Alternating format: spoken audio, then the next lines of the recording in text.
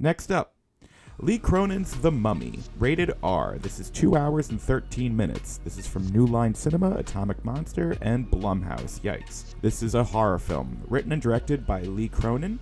This stars Jack Reynor, Laia Costa, and May Calamawy. Lee Cronin's The Mummy is a derivative but original new horror film hitting theaters this weekend, and we have to talk about it. But first, if you like this video and you want to see more, please hit the like button, subscribe to the channel, and if you want to keep this mummy buried, subscribe to my Patreon page where you get early access to all of these reviews before they hit YouTube. Lee Cronin's The Mummy has nothing to do with the Brendan Fraser-led franchise from the early 2000s, nor does it have anything to do with The Mummy from 2017 starring Tom Cruise. This is a new movie written and directed by Lee Cronin, most known for Evil Dead Rise back in 2023. Charlie Cannon, Jack Reynor, is an international reporter on assignment in Cairo, Egypt. His wife, Larissa, Laia Costa, and his two children, Katie and Sebastian, Natalie Grace and Shiloh Molina, are with him in Egypt, going to school and enjoying their temporary home. That is until Katie disappears from their garden one afternoon during a haboob. Charlie chases after the kidnapper, but loses her in the sandstorm. Well, 8 years later, Katie's disappearance has altered the trajectory of all their lives, and things were never the same again. Sebastian now has a younger sister, Maud, played by Billy Roy. Dad never accepted the promotion he was offered, and ended up a soundboard operator in Arizona. Meanwhile, back in Egypt, a plane crashes, and among the wreckage is a sarcophagus, at least 3,000 years old, which contains their daughter. The Egyptian authorities call the Cannons to inform them that Katie has been found, but she is different. I had every intention of getting on here today and tell you how much I hated this movie.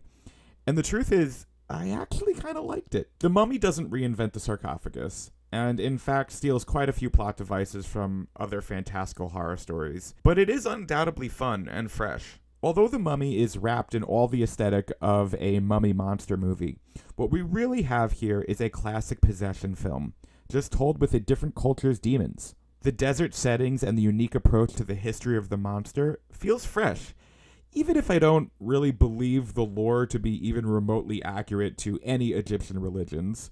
I also really enjoyed the screenplay, particularly the character of Detective Dahlia Zaki, May Calamawy.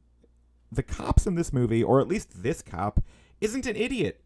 There are so many horror movies where the police are just totally incompetent and completely unrealistic and stupid, like the police in last week's Faces of Death.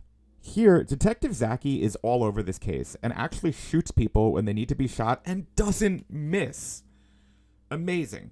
The Mummy is a very entertaining film also. When I looked up the runtime and I saw 2 hours and 13 minutes, I was honestly shocked. It did not feel that long at all. If I were to nitpick a bit, there are some really big plot holes, particularly in the second half, where some things just really stop adding up. The demon mummy monster girl has this increasing array of powers, and after a certain point, I was thinking, well, if she could open doors with her mind, why isn't she undoing the hand restraints? I digress. Jack Reynor as Charlie also has a couple scenes that don't feel as strong as they could have been. To their credit, though, the kids are great in this film.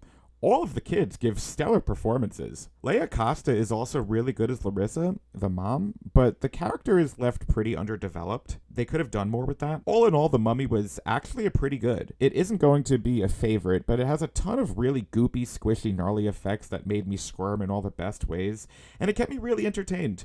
Far from perfect, but a huge surprise from a studio like Blumhouse, which hasn't come out with anything this good in nearly a decade, I'd think.